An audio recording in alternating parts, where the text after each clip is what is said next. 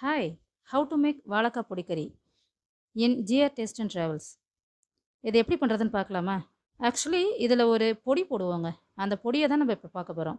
இந்த பொடியில் நார்மலாக எல்லோரும் 3 இன்க்ரீடியன்ட்ஸ் தான் போடுவாங்க. ஆனால் நான் எக்ஸ்ட்ரா ஒரு சீக்ரெட் இன்க்ரீடியன்ட் ஒன்று போடுவேன். அது என்னன்னு நான் உங்களுக்கு சொல்கிறேன். வாங்க பார்க்கலாம்.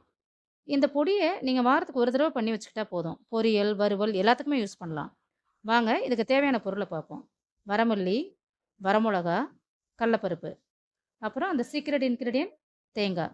முதல்ல ஒரு வாணலியை சூடு பண்ணி அதில் 1 டேபிள் ஸ்பூன் வரமல்லி, 2லேருந்து ஒரு 2½ டேபிள் ஸ்பூன் கடலப்பருப்பு இதை போட்டு நல்லா வறுத்துடுங்க.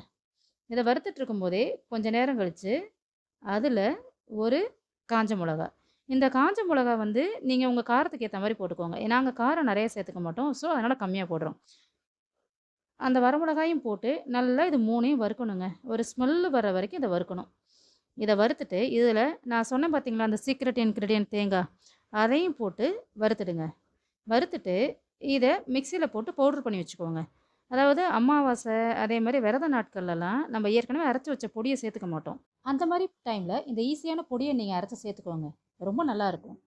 இதுக்கு நீங்கள் வாழைக்காயை முன்னாடியே வெந்நீரில் போட்டு வேக வச்சு எடுத்து தோலை உரித்து நறுக்கி வச்சுக்கோங்க. ஒரு வாணலியில் கொஞ்சமாக எண்ணெய் ஊற்றி கடுகு வெடிச்சதுக்கப்புறம் அதில் கொஞ்சமாக ஜீரகம், அப்புறம் உளுத்தம்பருப்பு, கடலப்பருப்பு, பெருங்காயம் இதெல்லாம் போட்டு அதெல்லாம் பொரிஞ்சதுக்கப்புறம் அதில் நீங்கள் வேக வச்சு கட் பண்ணி வச்சுருக்கிற வாழைக்காயை போடுங்க. வாழைக்காயை போட்டுட்டு அதில் கொஞ்சமாக மஞ்சப்பொடி, உப்பு இது 2ம் போட்டு நல்லா கலந்து விடுங்க. இந்த வாழைக்காயில் மஞ்சப்பொடி, உப்பு இதெல்லாம் ஒன்றா சேரணும். அதுக்காக இதை போட்டு நல்லா கிளறி விட்டுட்டு இதை மூடி வைங்க. ஒரு 2, 3 நிமிஷம் அதை மூடி வச்சு இதை எடுத்து கிளறி விடணும். அப்போ தான் இது எல்லாம் ஒன்றா சேர்ந்து வரும். அதுக்கப்புறம் நம்ம அரைச்சி வச்சுருக்கோம் பார்த்தீங்களா அந்த பொடி, அந்த பொடியவும் போட்டு கிளறிட்டு இதே மாதிரி மூடி வச்சு அப்பப்போ அதை திறந்து கிளறி விட்டுட்டே இருந்தீங்கன்னா வாழைக்காய் பொடிக்கறி ரெடி ஆகிடும். இந்த பொடியை நீங்கள் வறுவல், பொரியல் இப்படி எல்லாத்துக்குமே போட்டுக்கலாம். ஈவன் நீங்கள் இட்லி சாம்பார் வச்சிங்கன்னா அதுக்கு கூட கடைசியாக போட்டு இறக்கலாம். இதில் லாஸ்ட் அண்ட் ஃபைனல் டச்சாக கொஞ்சமாக தேங்காய் எண்ணெய் விடுங்க. இந்த தேங்காய் எண்ணெய் இதோட டேஸ்ட்டை என்ஹான்ஸ் பண்ணி கொடுக்கும்.